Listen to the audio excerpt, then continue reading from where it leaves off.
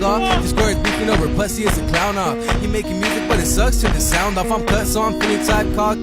I hit and dip so that bitch might block me. I'm on the go, ain't nobody that can stop me. I'ma hit my little money dance like I'm Bobby. A cold side bitch like a little snow bunny. I'm tryna dive from behind and go dummy. I'm the MVP, you can never ever sub me. This that Gucci fragrance, why they hug me? Said baby I'm the shit so you can find me in a Huggy. I said I got a bitch, so why the fuck these bitches bugging? I put up for the city, that's the reason why they love me. I got ballerinas on me every time I go club. Dancers, why so many questions, I don't got enough answers. She saying I been tryna fuck but it's backwards. Pretty bitches cause I got my high standards. I'ma beat it down until her motherfucking back hurts. Look, she gon' wanna fuck again after. She gon' wanna brag and tell the world what will tap her. Hold on, I hit her once and went Casper. Tried to say she loved me, I just died out of laughter. Look, hold on, hold on, hold on. Look, feel me? 805 baby, San Paulo step is going up. Hold on, look, eyes on wheels baby, come on, we're going up. Hold on, look, it's a guapo in this bitch, hold on, look, I need a bitch that give me money, I'm not trying to be your best friend. If you throwing out your bag, then it better bend. It's my party, we don't like him, then I get it in. Got up on my ass, I'm on the mission just to get it in. Bitch, I'm on one, I'm finna fuck once this song done. It won't take long to get a little lady's tongue off. This square is beefing over pussy, it's a clown off. You making music but it sucks, turn the sound off. I'm cut so I'm feeling type cocky.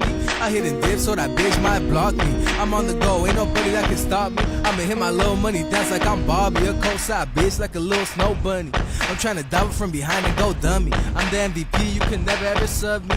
This that Gucci fragrance, why they hug me? Said baby I'm the shit so you can find me in a Huggy. I said I got a bitch, so why the fuck these bitches bugging? I put up for the city, that's the reason why they love me. I got ballerinas on me every time I go club. Dancers, why so many questions, I don't got enough answers. She saying I been tryna fuck but it's backwards. Pretty bitches cause I got my high standards. I'ma beat it down until her motherfucking back hurts.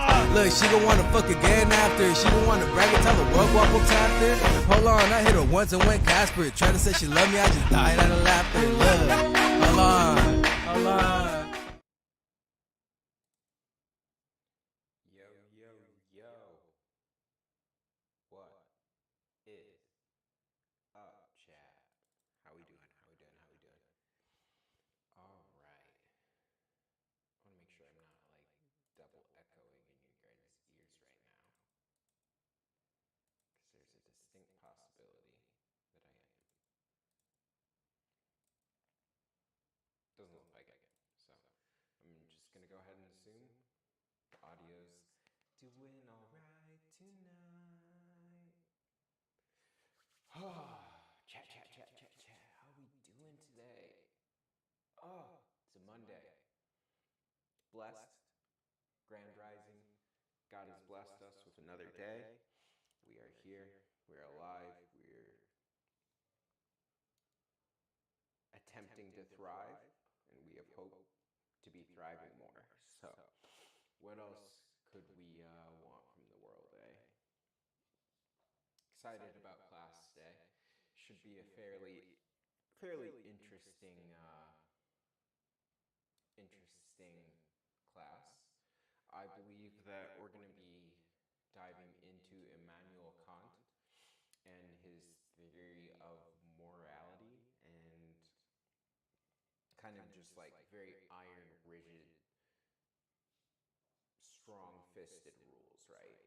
That was kind of what Immanuel Kant was known for. It was no exceptions. So I'm excited to philosophically dive into his work and some of his ideas, and we should be getting in there in a couple minutes here. Yeah, we got like 5 minutes, and then we can hop in right at 12. Oh, goodness, chat.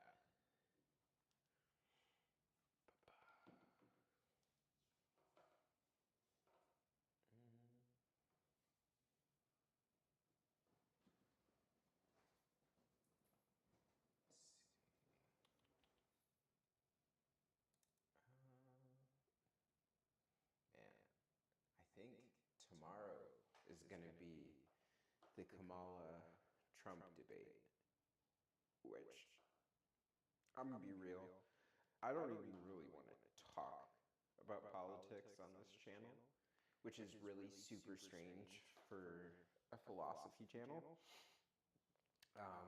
as a major part of philosophy is and statecraft. However, the reason I don't want to get too far down on that rabbit hole is that, unfortunately, politics makes people quarrel. It makes people get lost on word arguments and kind of the less important aspects of hashing out ideas and debating ideas. So I don't want to get too lost into that world. I want all of us, the audience, I want us to be united and to share ideas and to collaborate and really come together in a state of collaboration. I don't want that left, right, nonsense, crazy. Yeah, I don't want that. I don't want that here. I don't want that anywhere around me. I think it's a waste of time. I think it's foolish. I think it's arrogant. There's a whole bunch of reasons as to why I really don't want to go the politics route. Obviously, there are going to be times where it comes up, but we're going to make sure that's not the standard, not the reg. Like, obviously, when events like the Trump assassination attempt happens, you got to talk about it. I mean, you can't just, as much as some of those news agencies and such, I'm sure, would love, you can't just ignore it and pretend it didn't happen. I'm actually going to switch out mics here, because I think this one is mad at me for dying, unfortunately.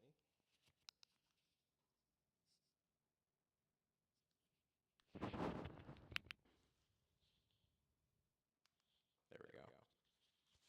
It's a little bit better anyway, to be honest. This one has a pop filter, and I need to charge this other one, which is kind of annoying, because I don't know if I have a spot for it right now. Crazy. I don't think I actually do, which is fine. I'll charge it later. That's why you always keep two, charge one. Always, at all times. Numero uno. Wonder if this is plugged into anything. Come on.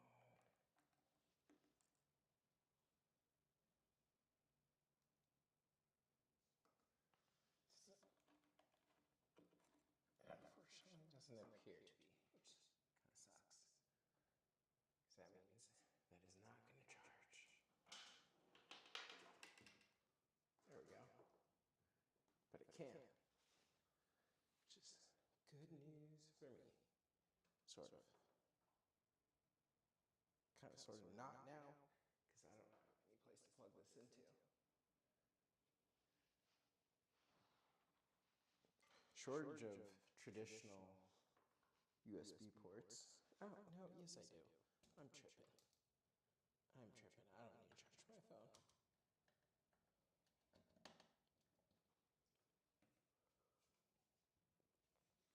Well, that got dark. There we go. Sorry about that. That was unfortunate. That was unfortunate. Okay. So, without further ado, we can dive in here. Oh no.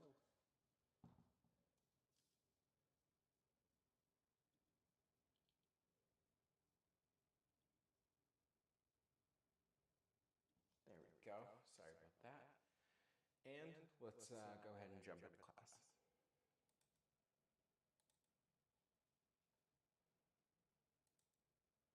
By additional funding provided by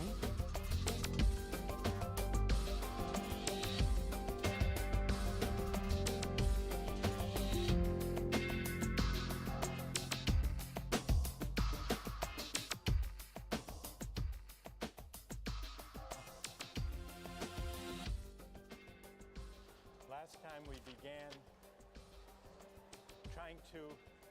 began by trying to navigate our way through Kant's moral theory. Now, fully to make sense of Kant's moral theory in the groundwork requires that we be able to answer three questions. How can duty and autonomy go together? What's the great dignity in answering to duty? It would seem that these two ideas are opposed, duty and autonomy. What's Kant's answer to that? Need someone here to speak up on Kant's behalf. Does he have an answer?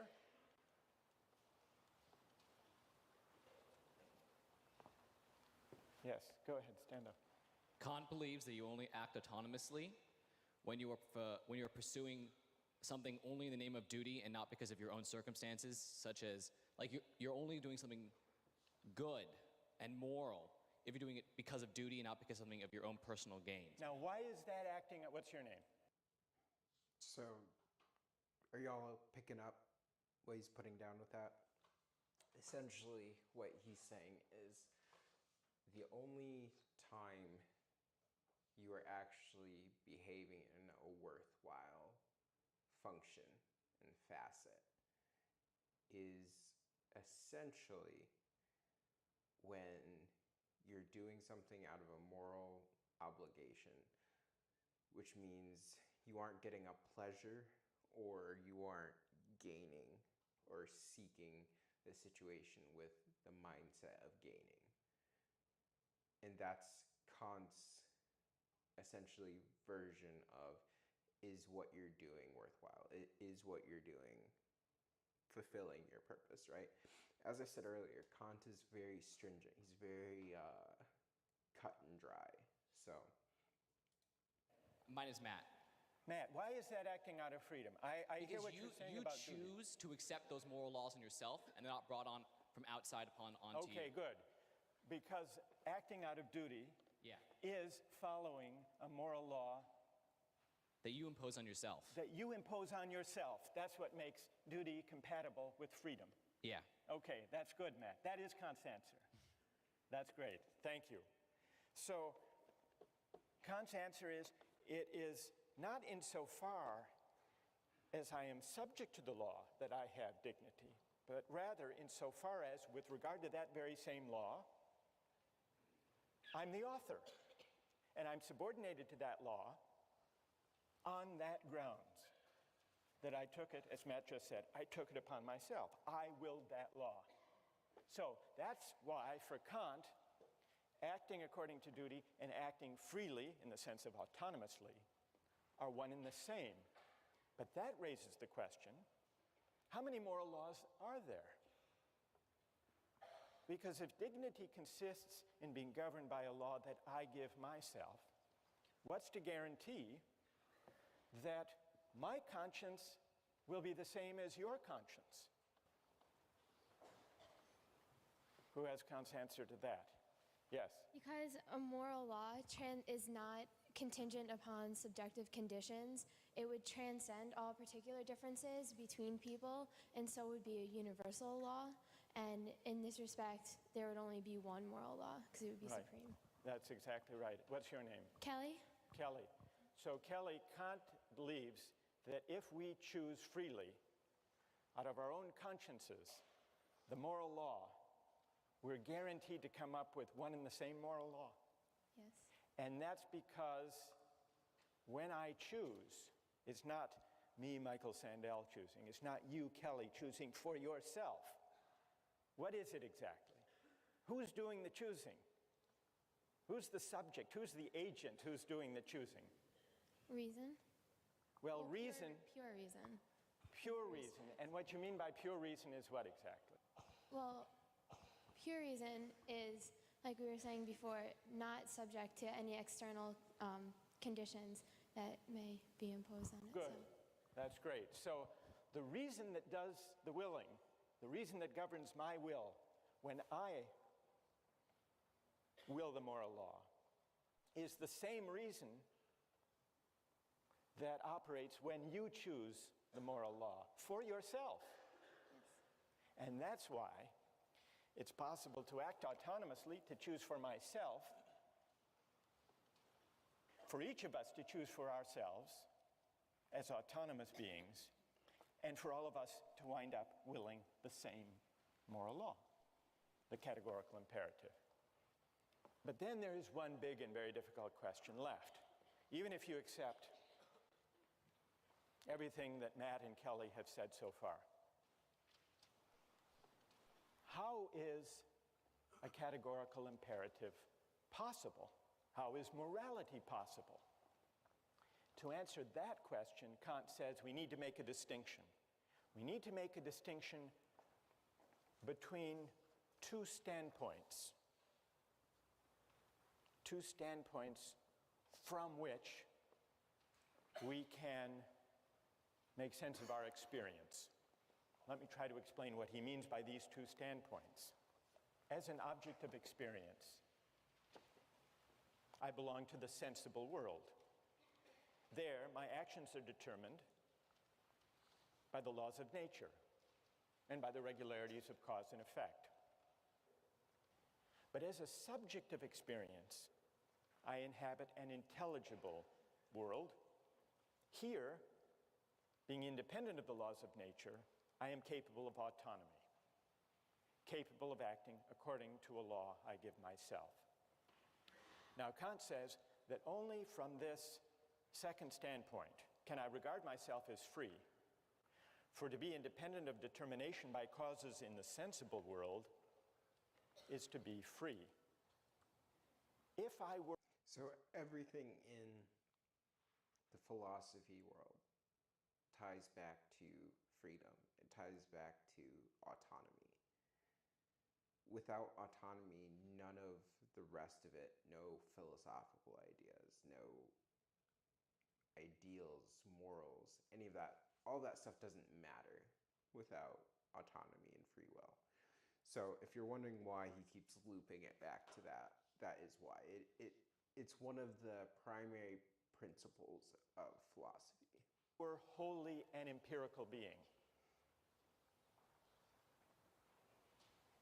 as the utilitarians assume. If I were a being wholly and only subject to the deliverances of my senses, to pain and pleasure and hunger and thirst and appetite, if that's all there were to humanity, we wouldn't be capable of freedom, Kant reasons. Because in that case, every exercise of will would be conditioned by the desire for some object. In that case, all choice would be heteronymous choice, governed by the pursuit of some external end. When we think of ourselves as free, Kant writes, we transfer ourselves into the intelligible world as members and recognize the autonomy of the will. That's the idea of the two standpoints. So, how are categorical imperatives possible? Only because the idea of freedom makes me a member of an intelligible world. Now, Kant admits we aren't only rational beings. We don't only inhabit the intelligible world, the realm of freedom. If we did, then all of our actions would invariably accord with the autonomy of the will. But precisely because we inhabit simultaneously the two standpoints, the two realms, the realm of freedom and the realm of necessity, precisely because we inhabit both realms, there is always potentially a gap between what we do and what we ought to do, between is and ought. Another way of putting this point, and this is the point with which Kant concludes the groundwork, morality is not empirical. whatever you see in the world, whatever you discover through science, can't decide moral questions. Morality stands at a certain distance from the world, from the empirical world. And that's why no science could deliver moral truth. Now, I want to test Kant's moral theory with the hardest possible case, a case that he raises, the case of the murderer at the door. This one's fascinating. Kant says that lying is wrong. about We all know chicken and that. egg us. We've discussed why. Lying is at odds with the categorical imperative.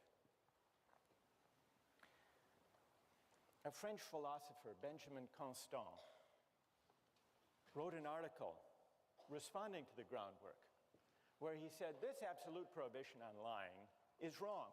It can't be right. What if a murderer came to your door looking for your friend who was hiding in your house, and the murderer asked you, point blank,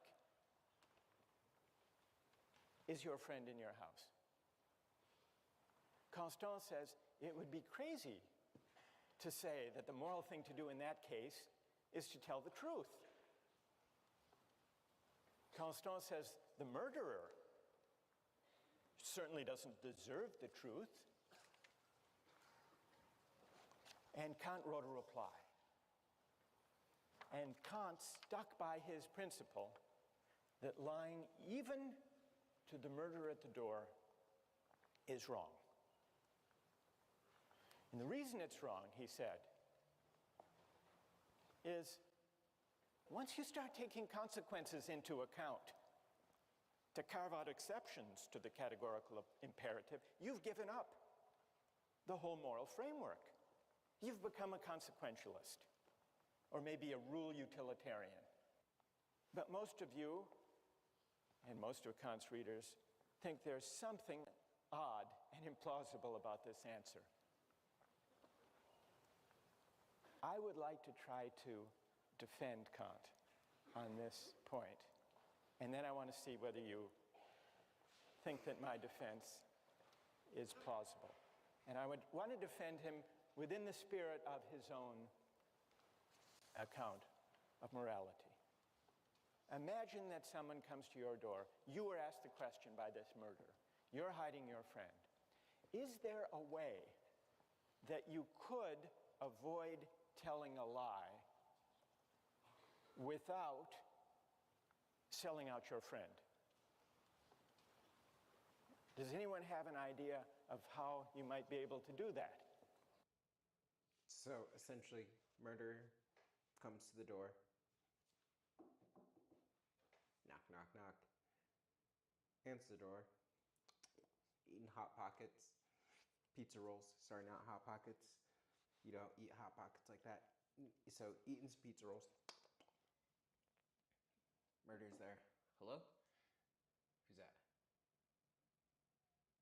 I'm looking for Tony. Is Tony here?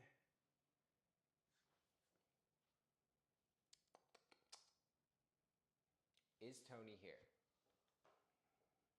So, is there a way to stick by Kant's theory of moral rigidity without selling out your friend? Number one. Answer number one. Yes, Tony is here. And no, you may not come in. That's my answer.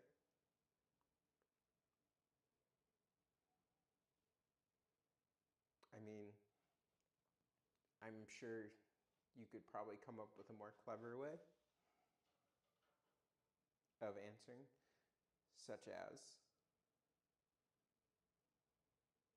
there is a place that Tony may be. It could be here. It could also be elsewhere. So, speaking in circles, very Bene Gesserit, but effective. Yes, stand up. I was just going to say, if I were to let my friend in my house to hide in the first place, I'd probably make a plan with them. So I'd be like, hey, I'll tell the murderer you're here, but escape. And that's one of the options mentioned. So. But I'm not sure that's a Kantian option. You're still lying, though. No, because he's in the house, but he won't be. Oh, I see. All right, good enough. One more try. If you just say you don't know where he is because he might not be locked in the closet, he might have left the closet, you have no clue where he could be. So you would say, I don't know, which wouldn't actually be a lie because you weren't at that very moment looking in the closet. Exactly. So it would be, strictly speaking, true. I told you. Yes. Chat, I told you. It's a Bene And yet Gesserit possibly loop deceiving. around. Misleading. But still true. What's your name? John. John. All right, John has, now John may be onto something. John, you're really offering us the option of a clever evasion that is, strictly speaking, true. This raises the question whether there is a moral difference between Deception. an outright lie and a misleading truth. From Kant's point of view, there actually is a world of difference between I would have a thought you lie were saying they're the same. and a misleading truth. Why is that? Even though both might have the same consequences. But then remember, Kant doesn't base morality on consequences. He bases it on formal adherence to the moral law. Now, sometimes in ordinary life, we make exceptions for the general rule against.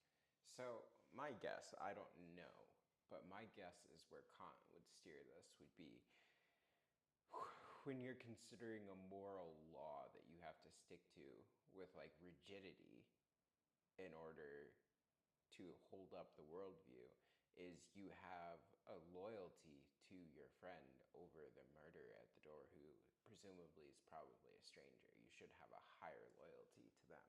So the deception in order to help out the friend and remove the friend from harm's way is actually obeying your own moral conceptions of what needs to be done, if that makes sense. So that's my guess of the way Kant would steer this. Lying with a white lie. What is a white lie? It's a lie to make, well, to avoid hurting someone's feelings, for example. It's a lie that we think of as justified by the consequences. Now, Kant could not endorse a white lie, but perhaps he could endorse a misleading truth. Suppose someone gives you a tie as a gift, and you open the box, and it's just awful. What do you say? Thank you. You could say thank you, but they're waiting to see what you think of it. Or they ask you, what do you think of it? You could tell a white lie and say, it's beautiful. But that wouldn't be permissible from Kant's point of view. Could you say, not a white lie, but a misleading truth? You open the box and you say, I've never seen a tie like that before. Thank you. You shouldn't have. That's good.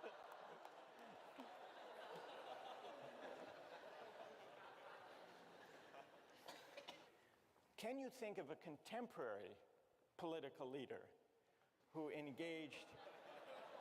You can? Who are you thinking of? Remember the whole carefully worded denials in the Monica Lewinsky affair of Bill Clinton. Now, those denials actually became the subject of very explicit debate and argument during the impeachment hearings. Take a look at the following excerpts from Bill Clinton Is there something, do you think, morally at stake in the distinction between a lie and a misleading, carefully couched truth? I want to say one thing to the American people. I want you to listen to me. I'm going to say this again. I did not have sexual relations with that woman, Miss Lewinsky. I never told anybody to lie, not a single time, never. These allegations are false. Did he lie to the American people when he said, I never had sex with that woman? You know, he doesn't believe he did, and because of the... Let me explain. May I explain, Congressman? What he said was to the American people that he did not have sexual relations. And I understand you're not going to like this, Congressman, because you will see it as a hair-splitting, evasive answer. But in his own mind, his definition was not... Okay, I understand that argument. Okay. All right. So there you have the exchange. Now, at the time, you may have thought this was just a legalistic, hair-splitting exchange between a Republican who wanted to impeach Clinton and the lawyer who was trying to defend him. But now, in the light of Kant, do you think there is something morally at stake in the distinction between a lie and an evasion, a true but misleading statement? I'd like to hear from defenders of Kant, people who think there is a distinction. Are you ready to defend Kant? Well, I think when you try to say that lying and misleading truths are the same thing, you're basing it on a consequentialist argument, which is that they achieve the same thing. But the fact of the matter is, you told the truth, and you intended that people would believe what you were saying, which was the truth, which means it is not morally the same as telling a lie and intending that they believe it is the truth, even though it's not true. Good. What's your name? Diana. So Diana says that Kant has a point here. And it's a point that might even come to the aid of Bill Clinton. And that is, well, what about that? Someone over here. For Kant, motivation is key. So if you give to someone because primarily you want to feel good about yourself, Kant would say that has no moral worth. Well, with this, the motivation is the same. It's to sort of mislead someone, it's to lie, it's to sort of throw them off the track, and the motivation is the same. So there should be no difference. Okay, good. So here, isn't the motive the same, Diana? What do you say to this argument that, well, the motive is the same? In both cases, there is the attempt, or at least the hope, that one's pursuer will be misled. Well, you could look at it that way, but I think that the fact is that your immediate motive is that they should believe you. The ultimate consequence of that is that they might be deceived and not find out what was going on. But your immediate motive is that they should believe you because you're telling the truth. Diana's a law student. First off, you can tell by the way, she's really good. You can tell. Because she's right. She is spot on with that. At least I think so. I mean, it's true. Because your original intent with what you were saying is for them to believe you. You wouldn't be speaking that hoping that they were deceived, right? The deception is the consequence of essentially being found out, right? So because of it's such an intention-based system, I think she's spot on. May I help a little? Sure. You and Kant.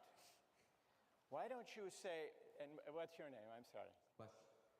Why don't you say to Wesley, it's not exactly the case that the motive in both cases is to mislead. They're hoping that the person will be misled by the statement,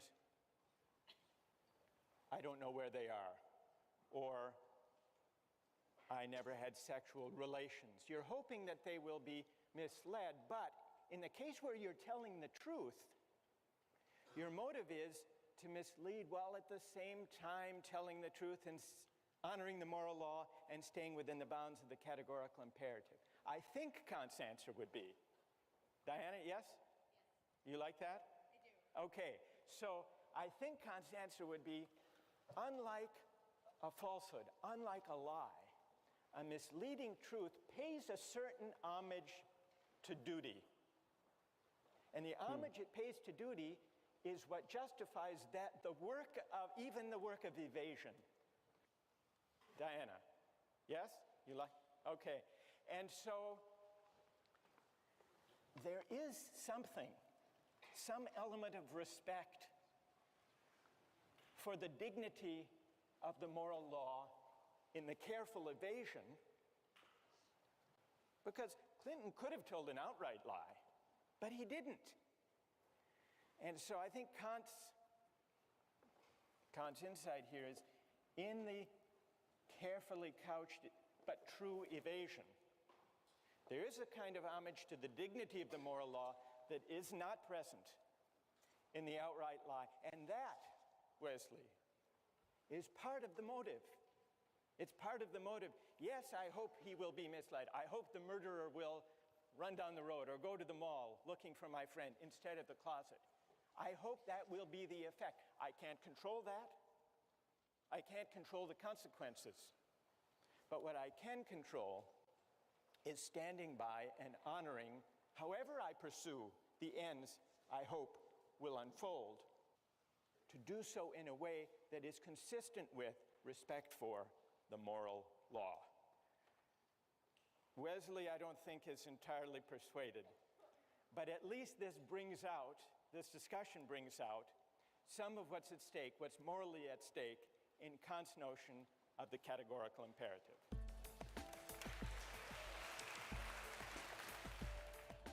As long as any effort is involved, I would say that the contract is valid and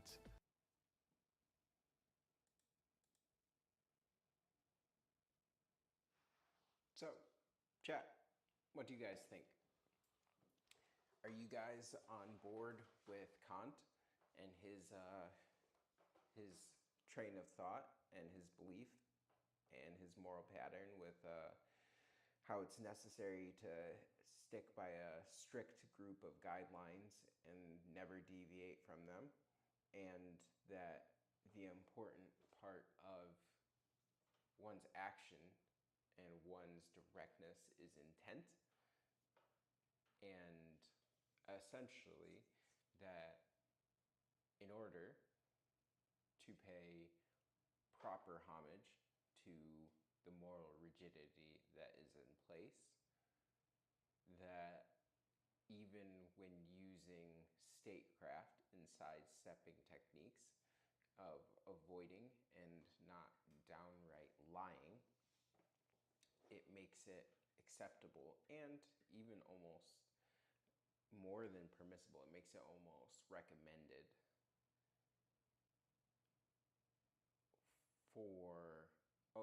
it almost becomes written off as something to do for the other person, right? That becomes the write-off. I don't know, guys. Let me know what you guys think. I think this was a cool lesson. We got another cool one coming up tomorrow, so I am excited for that one. But yeah, that was today's lesson.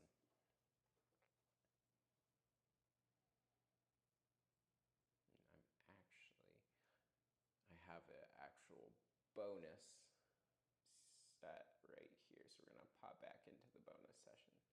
Here we go. it should take effect. But why? What morally can you point to?